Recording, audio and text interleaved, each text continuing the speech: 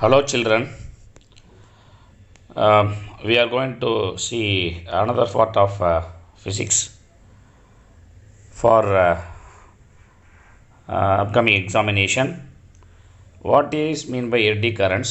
We are going to study very detailedly about eddy currents. According to Faraday's law of electromagnetic induction, an EMF is induced in a conductor when the magnetic flux passing through it changes. However, the conductor need not be in the form of a wire or coil. வயரோ அல்லது காயிலோ இருக்கணும்னு அவசியம் கிடையாது. Any form of கண்டக்டரில் magnetic flux change ஆச்சுன்னா அந்த கண்டக்டரில் ஒரு induced EMF induce ஆகும். ஸோ அதனால் அந்த கண்டக்டரில் கரண்ட்டு ப்ரொடியூஸ் ஆகும். இந்த கரண்ட்டு தான் எட்டி கரண்ட்டு. ஸோ அதை பற்றி தான் நம்ம இந்த லெசனில் பார்த்துக்கிட்டு இருக்கோம். இப்போ நீங்கள் இந்த படத்தில் பார்த்துட்ருக்கீங்களே இந்த டயக்ராமில், இதுதான் எட்டி கரண்ட்டு ஃபார்ம் ஆகிறதுக்கான ஒரு மெக்கானிசமான ஒரு diagram. So electro magnetic coil இருக்குது, காயிலில் கரண்ட்டு ப்ரொடியூஸ் ஆகுது, அதனால் அந்த காயிலில் ஃப்ளக்ஸு சேஞ்ச் ஆகுது. ஸோ அதனால் இந்த மெட்டல் பிளேட்டில் ஒரு எட்டி கரண்ட்டு ப்ரொடியூஸ் ஆகுது. ஸோ இது இந்த டயக்ராமை அந்த எட்டி கரண்ட்டுடைய கான்செப்டை கிளியராக சொல்லுது. Even for a conductor in the form of a sheet or plate and EMF is induced when the magnetic flux linked with it changes. But the difference is that there is no definite loop or path for induced current to flow away. As a result, the induced currents flow in concentric circular path. As these electric currents resembles eddies of water, these are known as eddy currents. They are also called Foucault currents. Now we are going to see demonstration. Here is a simple demonstration for the production of eddy currents. Consider a pendulum that can be made to oscillate between the poles of a powerful electromagnets. So first the electromagnet is switched off. The pendulum is slightly displaced and released. It begins to oscillate and it executes a large number of oscillations before stopping. The air friction is the only damping force. When the electromagnet is switched on and the disc of the pendulum is made to oscillate, eddy currents are produced in it which will oppose the oscillation. A heavy damping force of eddy currents will bring the pendulum to rest within a few oscillations. So this is the diagram shows formation of eddy currents. That there is a pendulum which oscillate between the north and south pole. So due to magnetic field, there is change in magnetic flux linked with the pendulum. So within the pendulum there is a magnetic flux will be changes. So due to it, an electromagnetic induction, according to electromagnetic induction, an induced EMF created in the oscillating pendulum. So due to which an induced current produced in the oscillation. So that induced current always opposes the Gauss producer. So the oscillation of pendulum comes to rest. This is the phenomenon of eddy currents. However, if some slots are cut in the disc, the eddy currents are reduced. The pendulum now will execute several oscillations before coming to rest. This clearly demonstrates the production of eddy current in the disc of the pendulum. Drawbacks of the eddy currents. When the eddy currents flows in a conductor, a large amount of energy is dissipated in the form of heat. The energy lost due to the flow of eddy current is inevitable but can be reduced to a greater extent with suitable measures. The design of transformer core and electric motor armature is crucial in order to minimize the eddy current loss. To reduce these losses, the core of the transformer is made up of thin laminae insulated from one another, while for electric motor the winding is made up of a group of wires insulated from one another. The insulation used does not allow huge eddy currents to flow and hence losses are minimized. See the diagram laminated core. This laminated core reduces the formation of eddy currents in the core of transformer. This insulation of coil reduces the formation of amount of the eddy currents. Now application of eddy currents. The production of eddy current is undesirable in some cases. It is useful in some other cases. A few of them are induction stove, eddy current brake, eddy current testing, electromagnetic damping.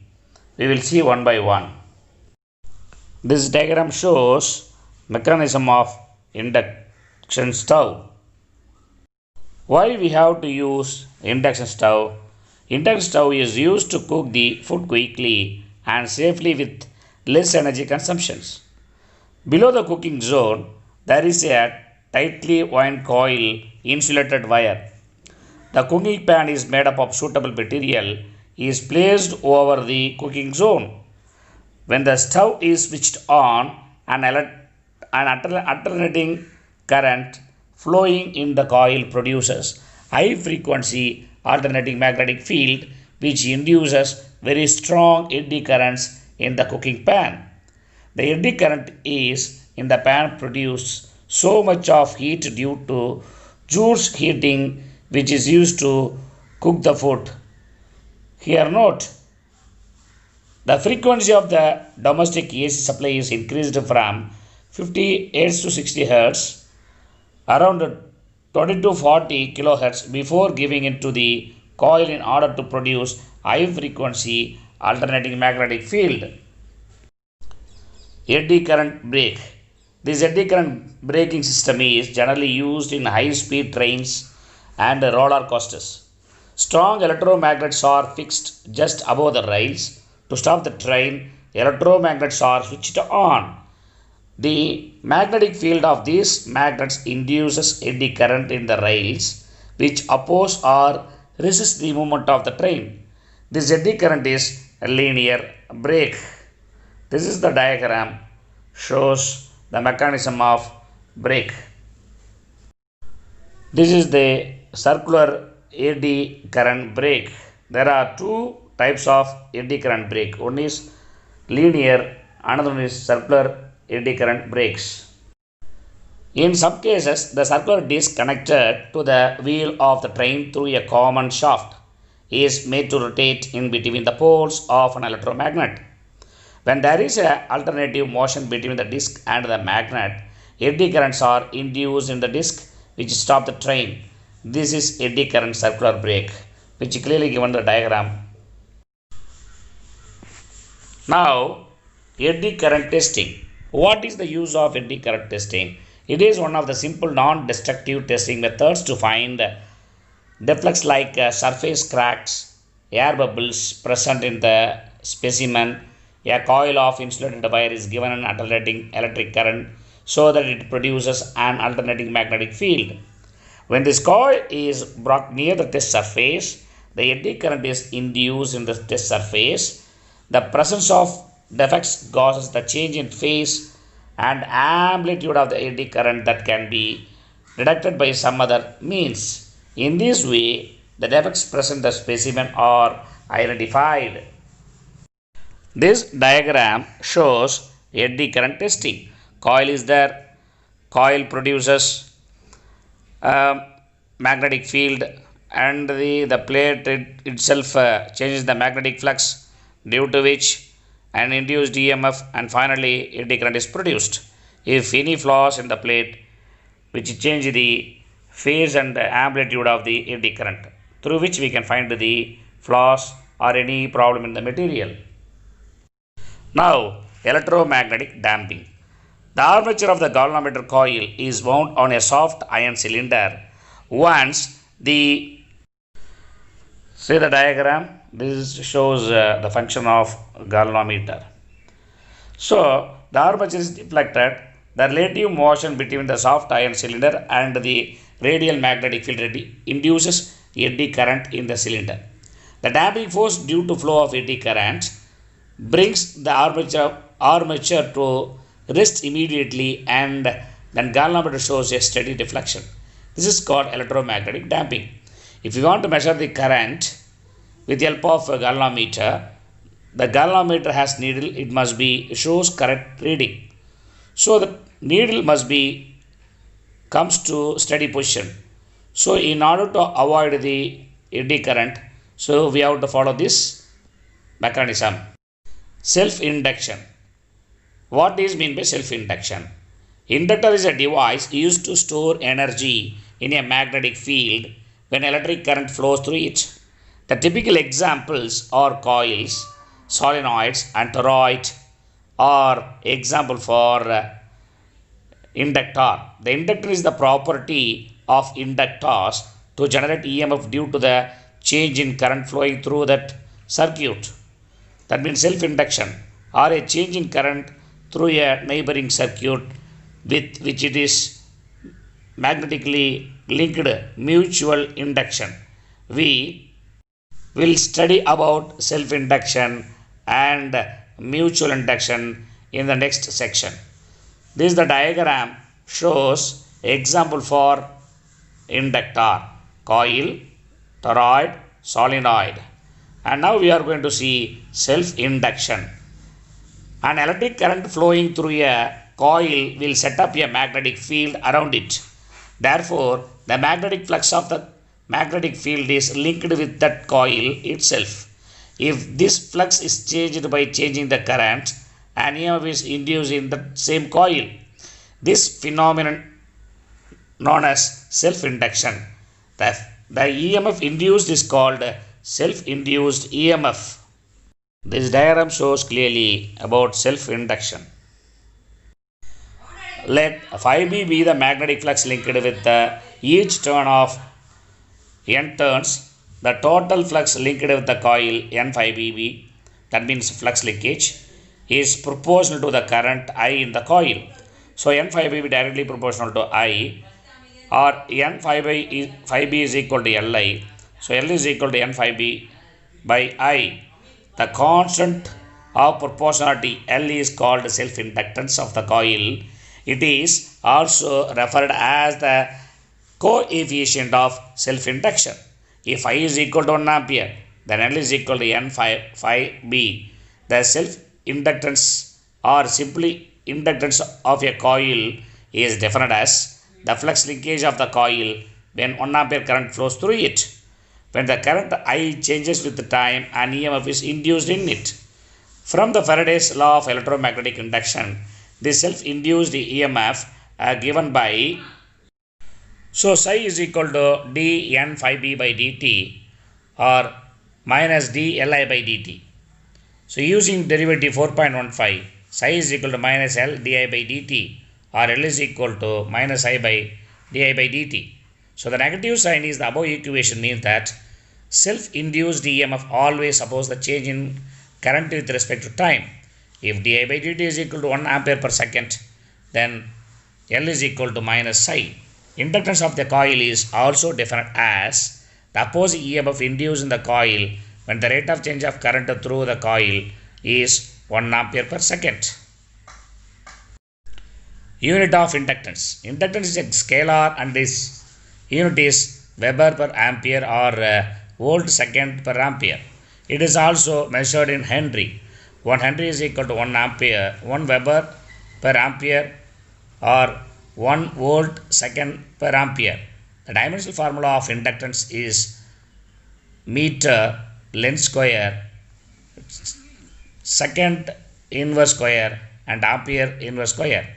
If I is equal to 1 ampere and N5B is equal to 1 Weber turns, then L is equal to 1 H. Therefore, the inductance of the coil is said to be 1 Henry if a current of 1 ampere produces unit flux linkage in the coil. If di by dt is equal to 1 ampere per second and psi is equal to minus 1 volt, then L is equal to 1 H. Therefore, the inductance of the coil is 1 Henry if the current changing at the rate of 1 ampere per second induces an opposing EMF 1 volt in it. An important self-inductance shows physical significance also. So now we are going to see significance of physical of inductance. We have learned about inertia in lesson in standard 11th. In translation motion, mass is a measure of inertia. In the same way, for rotational motion, moment of inertia is measure of rotational inertia. So, generally inertia means opposite to change its state. The inductance plays the same role in a circuit as mass and moment of inertia play in mechanical motion. When a circuit is switched on, the increasing current induces an EMF which opposes the growth of the current in a circuit. Likewise, when a circuit is broken, the decreasing circuit induces an EMF in the reverse direction. This EMF now opposes the decay of current. Thus, inductance of the coil opposes any change in the current and tries to maintain the original state. This is the physical significance of inductance.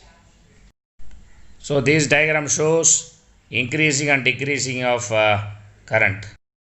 Self-inductance of a long solenoid. Important, maybe 3 mark or 5 mark. Consider a long solenoid of length L and cross-sectional area A. Let N be the number of turns per unit length or turn density of the solenoid. When an electric current I is passed through the solenoid, a magnetic field is produced by it, which is almost uniform and is directed along the axis of the solenoid. So, the magnetic field at any point inside the solenoid is given by B is equal to mu naught Ni. Here, mu naught is the permittivity of free space and N is the number of turns as the current flows through it. So, this diagram shows self-inductance of a long solenoid. Now, phi b is equal to integration of b vector and dA vector, or BA cos theta is equal to BA sin theta is equal to 0. So, now by phi b is equal to mu naught Ni into A, the total magnetic flux linked or the flux linkage of the solenoid with the N turns. The total number of turns N is given by N is equal to NL is N phi b is equal to NL mu naught Ni into A. N phi b is equal to mu naught N square AL into I. The equation 4.15 is mu naught N phi b is equal to Li. Comparing the equation 4.15 and 4.17, we have L is equal to mu naught N square AL. From the above equation, it is clear that inductance depend on the geometry of the solenoid. That means that turn density N, cross-sectional area AL and length L and medium present inside the solenoid. If the solenoid is filled with the electric medium of relative permittivity mu R, then inductance will be mu N square AL or L is equal to mu naught mu R N square into AL. Now, we are going to see energy stored in an inductor. Whenever current is established in the circuit, the inductance opposes the growth of the current. In order to establish the current in the circuit, work is done against this opposition by some external agency. This work is done stored as magnetic potential energy. Let us assume that electrical resistance of inductor is negligible and inductor effect alone is considered. The induced EMF psi at any instant t is given by psi is equal to minus L di by dt, and let dW be the work done in moving a charge dq in a time dt against the opposition. When dw is equal to minus psi dq or minus psi I dt. So substituting for psi from equation 4.16, we will get minus into minus L di by dt into I into dt. dw is equal to Li di. The total work done is establishing the current I is W is equal to integration of dw is equal to 0 to I Li di is equal to L into I square by 2 0 to I. Now W is equal to half into Li square. This work is done stored as magnetic potential energy. UB is equal to half into Li square. The energy density is the energy stored per unit volume of the space and is given by UB is equal to UB by AL. Volume of the solenoid is AL. So UB is equal to Li square by 2AL. Mu naught n square AL into I square by 2AL. That means L is equal to mu naught n square AL. So mu naught n square I square by 2. UB is equal to B square 2 mu naught. Therefore B is equal to mu naught Ni. So that is energy stored per unit volume in the inductor UB is equal to B square by 2 mu naught. Children, our examination portion is up to energy stored inductor. I hope you understand all the concept given in the book as a examination portion. If you feel any doubt, you can call me. Thank you. We will see next class.